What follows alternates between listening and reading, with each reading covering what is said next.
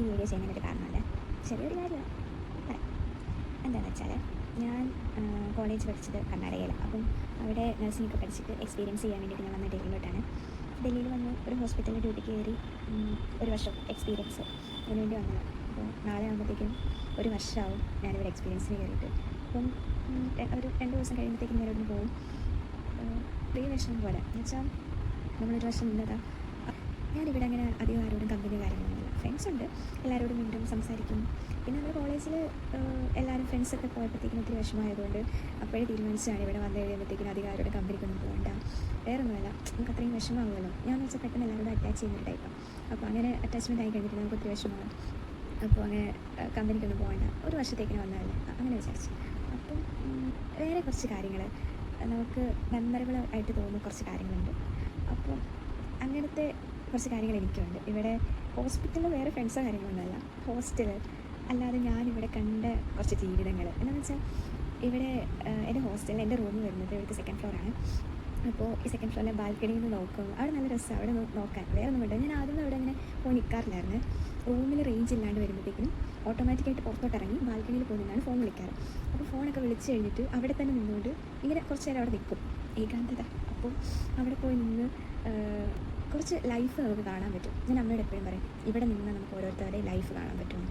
വേറെ ഒന്നും വേണ്ടല്ല, അവിടെ നിന്നെന്ന് മാത്രമല്ല, ഞാൻ ചിലപ്പോൾ ഡ്യൂട്ടിക്ക് പോകുമ്പോൾ നല്ല തണുപ്പൊക്കെ ഉണ്ടായിരുന്ന ടൈമിൽ ഞാൻ ഡ്യൂട്ടിക്ക് പോകുമ്പം രാവിലെ 7:30ക്കാണ് ബസ് ഇവിടുന്ന്, ഹോസ്പിറ്റലിൻ്റെ തന്നെ ബസ്സുണ്ട് ഹോസ്റ്റലിൽ നിന്ന്, 7:30ക്ക് സ്റ്റാർട്ട് ചെയ്യും.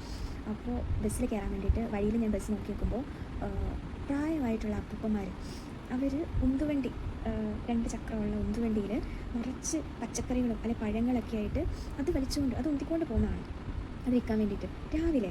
അപ്പോൾ ഞാൻ ആലോചിക്കും, ഞാൻ ഇങ്ങനെ ഇത്രയും പഠിച്ച് ഈ ഒരു നല്ലൊരു ജോലിക്ക് പോകുന്നു ഞാൻ. അപ്പോൾ എനിക്ക് തീരെ താല്പര്യമില്ലാണ്ടാണ് ഞാൻ ഈ ജോലിക്ക് പോകുന്നത്. അവരവരുടെ കുടുംബങ്ങളെ നോക്കാൻ വേണ്ടിയിട്ടല്ലേ, അവർക്കത് പൊക്കാനുള്ള ഇതില്ല, എന്നിട്ടും അവർ ആ വെയിറ്റ് എടുത്തിട്ട് പോകുന്നത് ഓരോരുത്തരുടെ ലൈഫല്ലേ. പിന്നെ തലയ്ക്ക് സ്ഥിരതയില്ലാതെ എന്ന് വെച്ചാൽ മൈൻഡ് ഓക്കെ അല്ലാത്ത ആൾക്കാരുണ്ട് ഇവിടെ, നട്ടെന്നൊക്കെ പറയാം. അവർ കാണിക്കുന്ന കാണുമ്പോൾ നമുക്ക് ചിലപ്പോൾ ചിരി വരുവേ, പക്ഷെ അവരുടെ ലൈഫ് എന്ത് ജീവിതമായിരിക്കും അവരുടെയൊക്കെ. എന്ന് വെച്ചാൽ നമ്മളെപ്പോലെ കുളിച്ച് വെൽ ഡ്രസ്ഡ് ആയിട്ടൊന്നും അല്ല അവർ നടക്കുന്നത്. മുഷിഞ്ഞ ഡ്രസ്സ്, ചിലവരുടെ കയ്യിൽ ബ്ലാങ്കറ്റ് കാണും, പുതപ്പ് പുതച്ച്, തണുപ്പുള്ള ടൈമില്ലേ ആ ടൈമിൽ പുതപ്പൊക്കെ പുതച്ച്, ആ പുതപ്പൊക്കെ ഒന്ന് കാണണം, നിറച്ച് പൊടിയും കാര്യങ്ങളൊക്കെ ആയിട്ട്. അത് കാണുമ്പം ആൾക്കാർ അടുപ്പിക്കത്തില്ല അവരെ, പക്ഷേ എന്താ അവരുടെ ജീവിതമൊക്കെ ഒന്ന് ആലോചിച്ച് നോക്കിയേ. അതുപോലെ ഒത്തിരി ജീവിതങ്ങളുണ്ട് ഇവിടെ. നമ്മുടെ നാട്ടിൽ സ്കൂൾ വിട്ട് കഴിഞ്ഞിട്ട് പിള്ളേർ കച്ചവടത്തിന് പോകുന്ന കണ്ടിട്ടുണ്ടോ? ഇവിടെ കാണാം, ഇവിടെ ഒരു റോഡിൻ്റെ സൈഡിൽ അപ്പനും അമ്മയും കച്ചവടം ചെയ്യുമ്പോൾ, എന്തെങ്കിലും തുണി ആയിക്കോട്ടെ അല്ലെങ്കിൽ പച്ചക്കറികളായിക്കോട്ടെ വേറെ സാധനങ്ങളായിക്കോട്ടെ കച്ചവടം ചെയ്യുമ്പോൾ മക്കൾ ചെറിയൊരു കുഞ്ഞ് അടുപ്പും അല്ലെങ്കിൽ കുഞ്ഞ് തീ കൂട്ടിയിട്ട് അടുപ്പൊക്കെ ആയിട്ട് ചോളം പുഴുങ്ങിയിട്ട് അത് വിൽക്കുന്നതാണ്. കൊച്ചു പിള്ളേർ 6ലും 7ലും ഒക്കെ പഠിക്കുന്ന കൊച്ചു പിള്ളേർ നമ്മുടെ ഇവിടെ കാണുമോ ഇങ്ങനത്തെയൊക്കെ ലൈഫ്? കേരളത്തിൽ കണ്ടിട്ടില്ല, ഉണ്ടാവുമെന്ന് എനിക്കറിയത്തില്ല. ഞാൻ ഇവിടുത്തെ കാര്യം പറഞ്ഞതാണ്, അല്ല ഞാനിങ്ങനെയൊന്നും കണ്ടിട്ടില്ല. ഞാൻ ഇവിടെ വന്നു കഴിഞ്ഞപ്പോൾ ഇങ്ങനത്തെ കുറേ ജീവിതങ്ങൾ കാണാൻ തുടങ്ങി. പിന്നെ ഇവിടെ അമ്പലം, ഇവിടെ ഹോസ്റ്റലിൻ്റെ തൊട്ട് ഫ്രണ്ടിലായിട്ടൊരു അമ്പലമുണ്ട്, ഹനുമാൻ്റെ ഒരു മന്ദിരം. അപ്പോൾ അവിടെ എല്ലാ ചൊവ്വാഴ്ചയും പ്രാർത്ഥനയുണ്ട്. ഈ പ്രാർത്ഥന സന്ധ്യയൊക്കെ ആകുമ്പോഴാണ് തുടങ്ങുന്നത്. ഈ സ്കൂളിൽ നിന്ന് പിള്ളേർ, ഇവിടുത്തെ സ്കൂളിലെ പിള്ളേർക്ക് രാവിലെ നേരത്തെ തുടങ്ങും ക്ലാസ് നേരത്തെ തുടങ്ങിയിട്ട് ഇവർ ഉച്ചയ്ക്കാകുമ്പോഴത്തേനും വരുമല്ലോ. വന്നിട്ട് ഇവർ വീട്ടിലൊക്കെ പോയി, ഇവിടെ എല്ലാ വീട്ടിലും ടെറസ്, നമ്മൾ ഹോസ്റ്റലിൻ്റെ ടെറസിങ് നോക്കുകയാണെങ്കിൽ നമുക്ക് കാണാം, എല്ലാ വീട്ടിലും കാണും ടെറസ്. ഈ ടെറസിൻ്റെ അവിടെ നിന്നിട്ട് സ്കൂളിൽ നിന്ന് പിള്ളേർ വന്ന് കഴിഞ്ഞിട്ട് വെയിലത്ത് നിന്നിട്ട് പട്ടം പറത്തുന്ന കാണും. എല്ലാ ടെറസിലും പിള്ളേർ കാണും, ഓരോ സെറ്റ് പിള്ളേർ കാണും എല്ലാ ടെറസിലും. അവിടെ നിന്ന് പട്ടമൊക്കെ പറത്തി സന്ധ്യയൊക്കെ ആവാറാകുമ്പോണ്ടല്ലോ ഇതുങ്ങൾ കുറേ പേര് അമ്പലത്തിലോട്ട് വരും.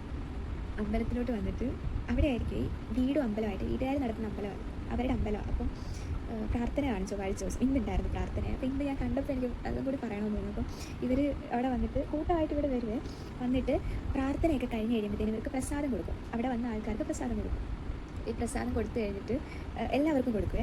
ഇവരെല്ലാവരും വാങ്ങിച്ചുകൊണ്ട് പോയിട്ട് അവർ കുറച്ച് കഴിച്ചിട്ട് ഈ ലഡുവിൻ്റെ പൊടി പോലത്തെ പ്രസാദം ഇവർ കൊടുക്കണം. അപ്പോൾ ഇവർ കുറച്ച് കഴിച്ചിട്ട് കുറച്ചവർ ബാക്കിയുള്ള വഴിയിലൊക്കെ നിൽക്കുന്ന ആൾക്കാർക്കും അല്ലെങ്കിൽ മൃഗങ്ങൾക്കും, ചിലപ്പോൾ പശുവൊക്കെ പോകുന്നതാണ്, മൃഗങ്ങളെന്ന് ഉദ്ദേശിച്ച് പശു ഒക്കെ കാണും, ചിലപ്പോൾ പട്ടി അവിടെ ഉണ്ടാവും. അപ്പം സൈഡിൽ ഇങ്ങനെ കെട്ടിയിട്ടുണ്ടാവും വീട്ടിൽ, അവിടെയൊക്കെ വെച്ചിട്ട് പട്ടികൾക്കും പശുവിനൊക്കെ അവർ ദൈവമായിട്ടല്ലേ കാണും. അപ്പോൾ അതിനൊക്കെ ആഹാരം കൊടുക്കും, ഭയങ്കര പുണ്യമായിട്ട് അവർ കാണും.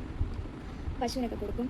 പിള്ളേർ നിൽക്കുവേ ഇവിടെ, പിള്ളേർ പ്രസാദം വാങ്ങിക്കുന്ന രസമാണ്. എന്താണെന്ന് വെച്ചാൽ പിള്ളേർ ക്യൂ ആയിട്ട് നിന്നാണ് വാങ്ങിക്കുന്നത്. ബാക്കിയുള്ള ആൾക്കാരൊക്കെ അല്ലാണ്ട് നിന്ന് വാങ്ങിക്കും, ഇവർ ക്യൂ ആയിട്ട് നിന്നിട്ട് പ്രസാദം വാങ്ങിക്കും. ഒരു ട്രിപ്പ് വാങ്ങിച്ചിട്ട് ഈ വാങ്ങിച്ചുകൊണ്ട് വന്ന പ്രസാദം ഇവർ കവറിനകത്താക്കിയിട്ട് മാറ്റി വെച്ചിട്ട് ഇവർ പിന്നെയും 2ാമത്തെ ട്രിപ്പ് വരും ക്യൂവിൽ. കൊടുക്കുന്ന ആളും ശ്രദ്ധിക്കത്തില്ല. 2ഉം 3ഉം വട്ടമൊക്കെ ആയി കഴിയുമ്പോഴായിരിക്കും ഒരേ മുഖം തന്നെ പിന്നെയും കാണുന്നുള്ളതെന്ന് പറയുമ്പോൾ പിള്ളേരെ വഴക്കുറഞ്ഞവർ ഓടിക്കും. നല്ല രസം ഇതൊക്കെ കാണാൻ. അപ്പോൾ വേറൊന്നുമല്ല, ഇങ്ങനത്തെ കാര്യങ്ങളൊക്കെ ഇനിയിപ്പോൾ എനിക്ക് ഇവിടുന്ന് കാണാൻ പറ്റത്തില്ല. ഞാനിവിടുന്ന് പോവല്ലേ, അപ്പം നാട്ടിൽ പോയി കഴിയുമ്പോൾ ഞാൻ ചിലപ്പോൾ ഹാപ്പി ആയിരിക്കും. ഞാനിവിടെ ഒറ്റയ്ക്കുണ്ടായിരുന്നപ്പം എന്നെ പിടിച്ച് നിർത്തിയത് ഇങ്ങനത്തെ കുറേ കാര്യങ്ങൾ, ഇങ്ങനത്തെ കുറേ പേരുടെ ലൈഫും ഒക്കെ കണ്ടിട്ട് അങ്ങനെ നിന്നത് ഈ ഒരു വർഷം ഇവിടെ. അപ്പം നാട്ടിൽ ചെന്ന് കഴിയുമ്പോൾ ഞാനിതൊക്കെ ചിലപ്പോൾ മറന്നു പോയേക്കാം. അപ്പം എനിക്ക് എന്തോ ഇവിടുത്തെ ഈ കാര്യങ്ങൾ ഞാൻ മറന്നു പോകാൻ പാടില്ല എന്നെനിക്ക് തോന്നി. മറന്നു പോകാൻ പാടില്ലാത്ത കുറച്ച് കാര്യങ്ങൾ അതാണ് ഞാനിപ്പോൾ പറഞ്ഞത്. അപ്പോൾ ഈ വീഡിയോ ഞാനിവിടെ പോസ്റ്റ് ചെയ്തിടുവാണെങ്കിൽ നാളെ ഒരു കാലത്ത് എനിക്ക് തന്നെ ഇത് കാണാം, വേറൊരാൾ പറഞ്ഞു തരുന്നത് പോലെ എനിക്കിത് കാണാം, എനിക്കിത് ഇമാജിൻ ചെയ്യാം. അപ്പോൾ ഞാൻ വിചാരിച്ചു, ഞാൻ ഇങ്ങനത്തെ വീഡിയോസൊന്നും യൂട്യൂബിൽ അങ്ങനെ ഇട്ടിട്ടില്ല. അപ്പോൾ ഞാൻ വിചാരിച്ചു ഇത് ഇങ്ങനൊരു വീഡിയോ ചെയ്തിടാം. എനിക്കറിയില്ല ഇത് എല്ലാവരും കാണുമോ ഇല്ലയോ അതൊന്നും എനിക്കറിയില്ല. അപ്പോൾ ഇത് എനിക്കെന്തോ സന്തോഷം തരുന്നൊരു കാര്യം. എനിക്ക് ഇവിടുത്തെ ഒരു ലൈഫ്, ഞാൻ ഇവിടെ നിന്ന് പോകുമ്പം എനിക്ക് കൊണ്ടുപോകാനായിട്ട് ഇങ്ങനത്തെ കുറച്ച് ഓർമ്മകളുണ്ട്. അപ്പോൾ ഞാൻ വിചാരിച്ചു ഇങ്ങനെ പറഞ്ഞ് ഒരു വീഡിയോ ചെയ്തിടുവാണെങ്കിൽ അതൊരു നല്ല ഓർമ്മയായിട്ട് ഇതിവിടെ കിടക്കും. അപ്പോൾ അതവിടെ കിടക്കട്ടെ, അതിനുവേണ്ടി ഞാൻ വീഡിയോ ചെയ്തു. അപ്പോൾ ഇത് കാണുന്നവർ ഇങ്ങനത്തെ മെമ്മറബിൾ ആയിട്ടുള്ള കാര്യങ്ങളൊക്കെ ഉള്ളവർ ഉണ്ടെങ്കിൽ ഷെയർ ചെയ്യും.